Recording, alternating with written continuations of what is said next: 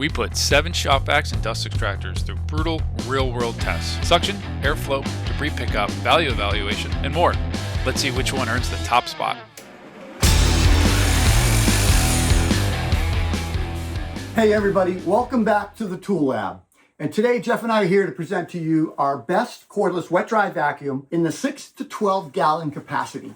For contractors who work on large scale projects, high capacity cordless wet dry vac, it's more than just a convenience, it's an absolute necessity. Keeping your workplace clean and debris free is critical for safety, productivity, and also just maintaining a professional reputation. So for this large capacity head-to-head, we tested 7 wet dry vacs from 5 different manufacturers, and we evaluated them in different categories, right? Yeah, first up was air volume, CFM. Second was suction, or static suction, which is a water column test. Debris pickup performance, sandbox with a bunch of sawdust in it. Filter performance, battery performance, noise, price, weight of the vacuum with batteries, and then a comprehensive ergonomics and features evaluation. I will say a quick note on using vacuum bags, because some of you will probably comment. In our previous head-to-head vacuum test, we used pre-filter bags and prevented us from really testing and evaluating the filter performance. So this time, we tested the vacuums without any bags to measure how well their filters and their cleaning mechanisms performed. Using a pre-filter bag, it's going to extend your filter, your motor life, it's going to keep cleanup cleaner and lower replacement costs. Fleece bags, they minimize exposure to dust and silica and lead dust and all that stuff. It's just best practice. Well, with that out of the way, let's go through our cordless vacuum testing stations and how the vacuums performed. First was the CFM testing, and the winner was Ego. CFM is more than just a performance metric. It's also a critical component of OSHA compliance for airborne silica dust. You'll have to reach a minimum threshold for some of those. To accurately measure airflow, we used a commercial-grade pitot tube anemometer, a tool used by many HVAC contractors. This precision device, it measures pressure differential to calculate airspeed and airflow across a given cross-section. And this was your baby. Why don't you? Yeah, so to ensure consistent, reliable results, we built a custom jig using 2-inch PVC pipe with a slot cut to hold the anemometer right in the center of the airflow path.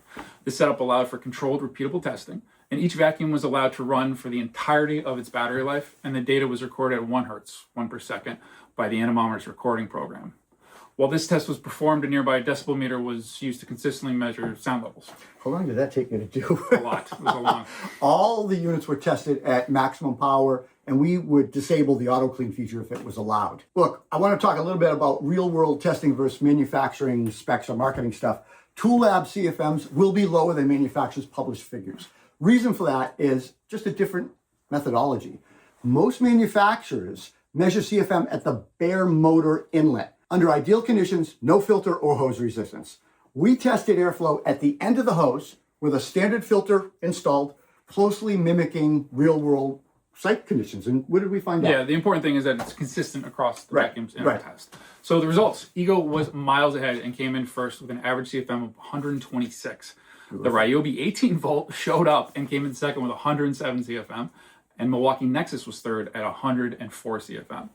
It's impressive to note that the Ego vacuum has 3 settings. I think it's low, high, and turbo. Yeah. So we tested on its medium setting, which was high just out of curiosity, and it still outperformed the rest of the vacuums. Very impressive.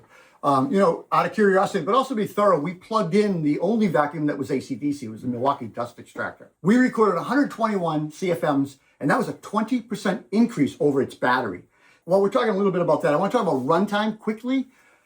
Also included in our data, but not scored, are some runtime performance numbers. All of these vacuums clearly can be operated in different variety of different batteries of sizes and stuff. We recognize that, and there are many configurations and sizes and power settings that you can do. It's all going to change your runtime.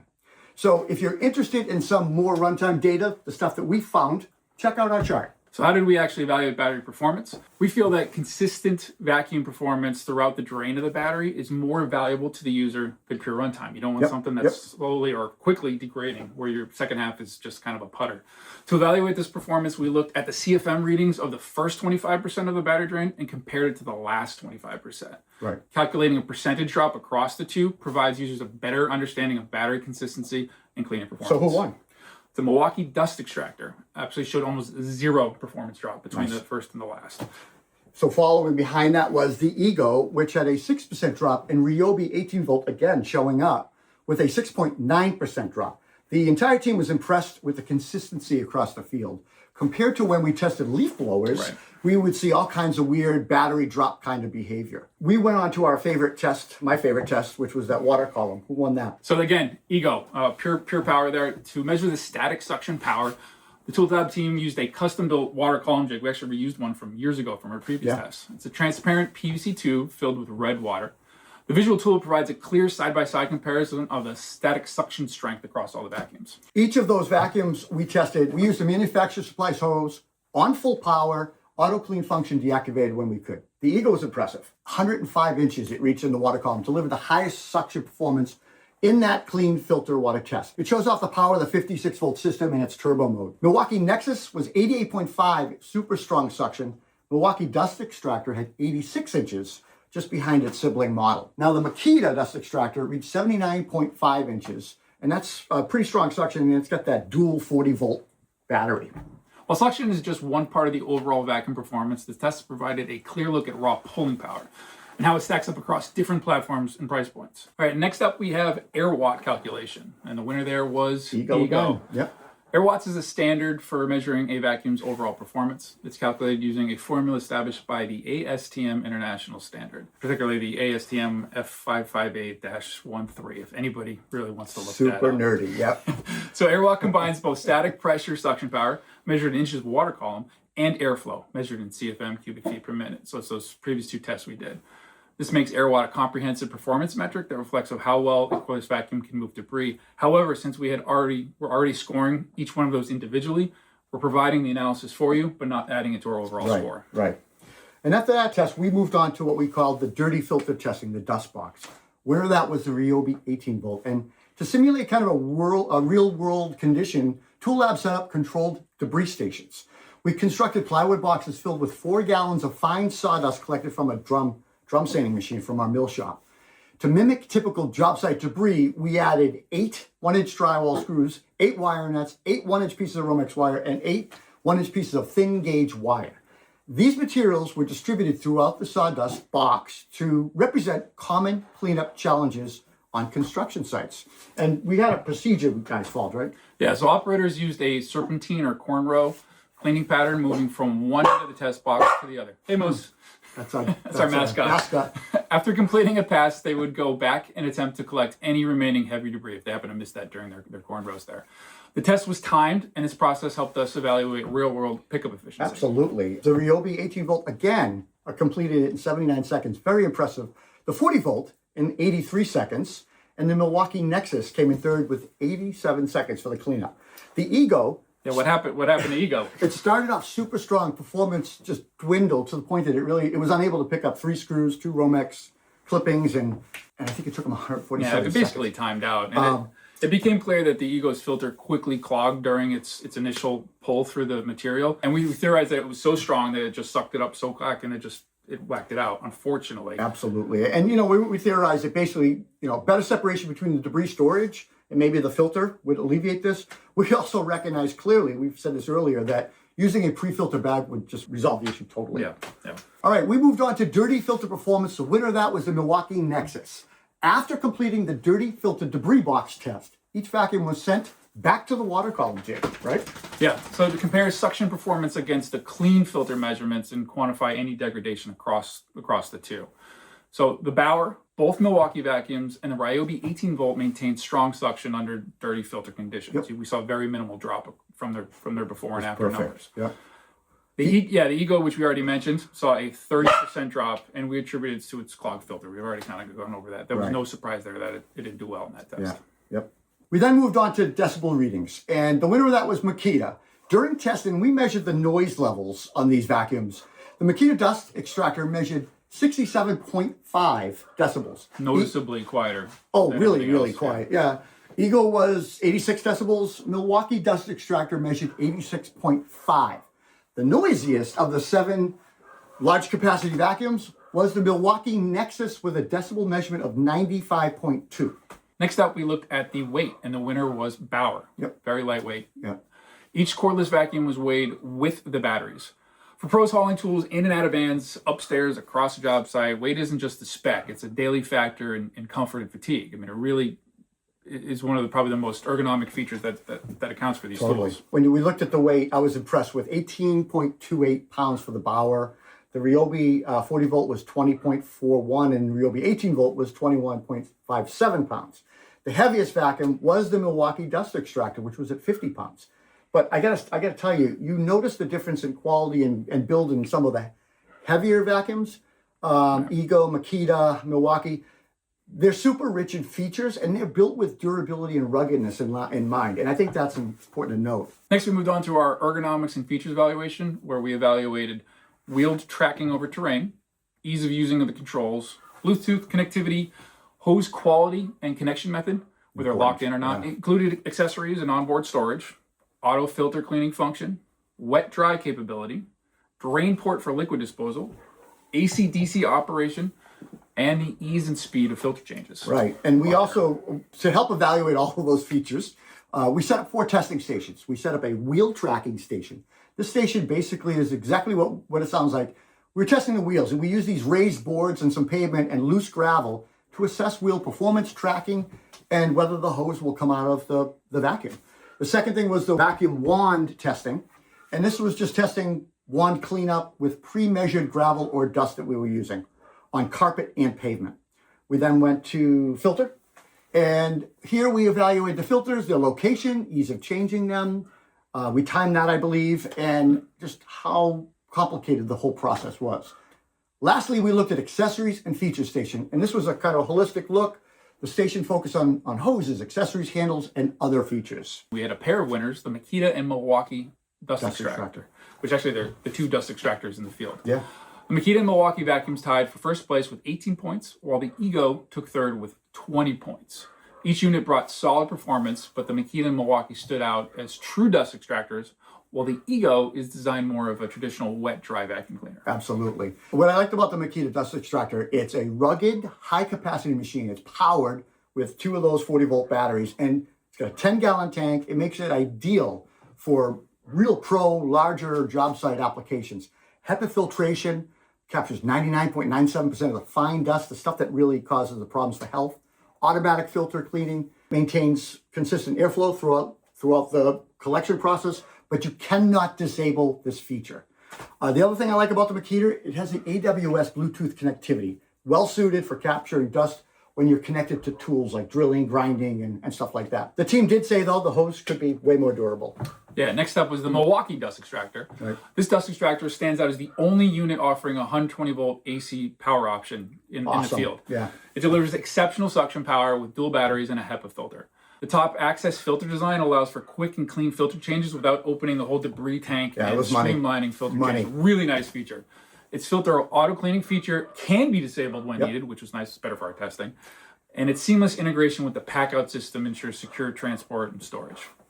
Additionally, the VacLink system that comes with it enables wireless connectivity when it's with compatible tools or their dongle, their remote control. Only issue we found with the Milwaukee unit was they have low clearance problem with their wheel locks. When we rolled it over our 1/2-inch plywood with carpet, it was our testing board, the wheel lock levers would kind of catch a little bit. And, you know, as a carpenter, my concern is, are these wheels going to potentially damage a gouge like a raised hardwood threshold in somebody's home or something? So Milwaukee should look at this and maybe increase that clearance. Next, we had the Ego wet dry vacuum. While not a dedicated dust extractor, the Ego delivered solid performance with strong suction, a large 9-gallon capacity, and smart features like turbo mode, suction control, and they have their own Bluetooth remote control, which is really nice. Its onboard storage was best in class. It was very well thought out, really slick, offering excellent organization for accessories. The self-cleaning filter is actually a manual cleaning filter. It's manually active via a lever. You kind of have to pump it. Although bulkier and more tech-focused, the Ego is a standout option for home workshops and lighter-duty tasks. It was totally tech-focused. It's a beautiful machine. The team just feels it's best suited for residential, maybe workshop use, rather than a tough job site condition. I will note, though, if you read the article on concretecarpenter.com, we provide the pros and cons on the rest of the vacuums that we didn't cover. There's a lot to get through. The article is always going to have more information and include some more specs and stuff like that. So check it out. Okay, so the moment you've been waiting for, the best cordless wet dry vacuum, 6 to 12 gallon winner is the Milwaukee dust extractor. This bad boy came in at total points of 42. And it was followed really, really close by the Ego wet dry vacuum with 44 points. The Milwaukee Nexus was at 50. Pretty close for all these vacuums. The Milwaukee Dust Extractor stands out basically with its impressive feature set. The only model in the whole group that has AC/DC capability, particularly useful for contractors, carpenters who prefer to plug in to equipment rather than draining the batteries, right? If you're camping out for a while. However, there are some drawbacks, and it's relatively heavy. Very heavy. Keep that in mind. The low wheel clearance that we pointed out. And Milwaukee has yet to kind of introduce the cleaning wands and accessories. So to use a vacuum sweep or something with this vacuum, you got to get creative with the adapters. Yeah. Well, the Ego wet dry vacuum's raw performance numbers are exceptional. The vacuum struggled in our dust cleanup test due to that clogged filter. Yeah. And we really do believe the clogging issues can be solved by using pre-filter bags. I use it at home and no problems with it at 100%. all. If we tested tools with the bags, it's very likely the Ego would have stood alone on the top of when I rated. It's just so feature rich and well done. All right, we moved on to pricing and my favorite category, which is best value. Yeah. So the winner of that was the Ryobi 18-volt wet dry vacuum.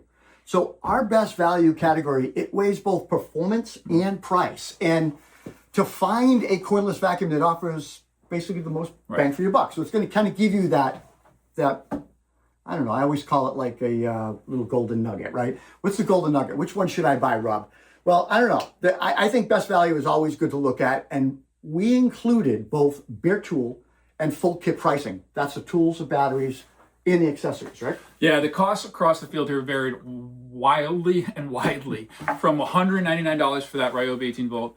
And Makita, as tested with the big batteries we had, was $2,400 or more than $2,400. Big money, yeah. And that is driven largely by the battery size and the cost. So for instance, that Ryobi 74 watt hour pack that we tested contrasts drastically with the Makita's dual 288 XGT costing over $400 each. And you need two. And you need two of them. So there's $800 right there just on the batteries. And the other thing is, additionally, lower cost tools target DIY users. We get that. Whereas the higher price ones reflect premium engineering, job site durability, longevity. For those not needing top tier features, this value comparison, it normalizes performance against the leader and some of these higher valued ones, and just factors in cost. Yeah, so we looked at our sort of our value here and we standardized or normalized based on the top performers, and that 18-volt Ryobi was a standout, performing at 74% of the top performer in Milwaukee at 14% of its price. Amazing. So you see the bang for the buck there. Yeah. The Bauer and the Ryobi 40-volt also exceeded expectations, scoring 61% and 66% respectively. And we'd be remiss not to talk about the Ego. Yeah, at $549, it's priced very competitively, and that delivers 95% of the leader's performance. It was right there in second place. So that makes it a real strong best value contender.